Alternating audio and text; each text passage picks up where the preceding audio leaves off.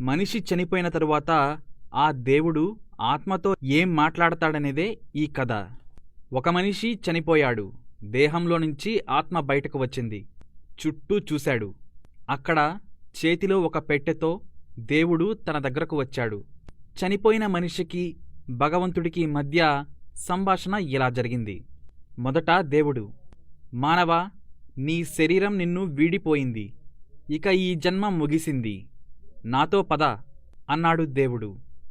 దానికి మనిషి, అయ్యో దేవుడా, ఇంత త్వరగానా? నేను భవిష్యత్తు గురించి ఎన్నో కలలు కన్నాను స్వామి. తప్పదు నాయనా, నీవు నాతో రావలసిన సమయం వచ్చింది అన్నాడు దేవుడు. అవును స్వామి, ముందు నాకోసం తెచ్చిన ఆ పెట్టెని ఇవ్వండి. ఏం తెచ్చారో చూస్తాను. ఈ పెట్టెలో నీకు చెందినవి ఉన్నాయి. నావా?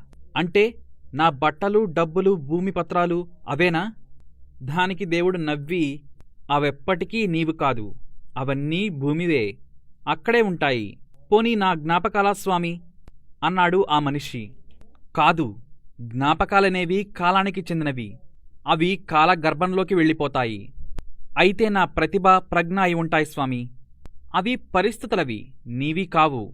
మరి అందులో నా స్నేహితులున్నారా స్వామి?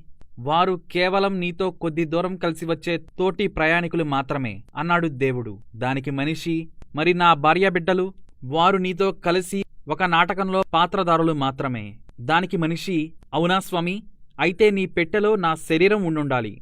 దానికి కూడా దేవుడు ఇలా బదులిచ్చాడు, తప్పు, నీ శరీరం ధూళికి చెందినది, అది మట్టిలో కలిసిపోతుంది. దానికి మనిషి, స్వామి, అయితే అది నా ఆత్మ అయి ఉంటుంది అన్నాడు. దానికి కూడా నవ్విన దేవుడు, ఆత్మ నీదెలా అవుతుంది? అది నాది అన్నాడు. ఇక ఆపుకోలేని మనిషి, ఆ పెట్టె ఇటివ్వు స్వామి అని తీసుకొని తెరచి చూశాడు. అంతే, కళ్లలో నీళ్లు తిరిగాయి. ఆ పెట్టె ఖాళీగా ఉంది. మనిషి కాలం చేస్తే తనతో తీసుకువచ్చేది ఏదీ ఉండదు అని చెప్పేందుకే దేవుడు ఈ ఖాళీ పెట్టె తెచ్చాడని అర్థమైంది. బ్రతికున్నంతకాలం నావాళ్లు, అవన్నీ నావే, ఇవన్నీ నాకే అని పరుగుపెడుతూ ఆ పరమాత్ముణ్ణి స్మరించటం మరిచిపోయాను అని దుఃఖించాడు ఆ మనిషి. చివరిగా ఆ మనిషిని దేవుడు అడిగింది ఒకటే, నాది అనేది ఏమైనా ఉందా స్వామి అని అడిగాడు. దానికి దేవుడు, ఉంది. నీవు జీవించినంతకాలం ప్రతి క్షణం నీదే. ఆ క్షణాల్లో నీవు ఆర్జించే మంచి చెడు యొక్క పర్యావసనాలు నీకే చెందుతాయి. అందుకే ప్రతి క్షణం మంచిని పంచాలి, పెంచాలి, భగవన్నామం చేయాలి, పశ్చాత్తాపడ్డవారిని క్షమించాలి, తోటివారి నుంచి మనకు సంక్రమించే చెడును విసర్జించాలి.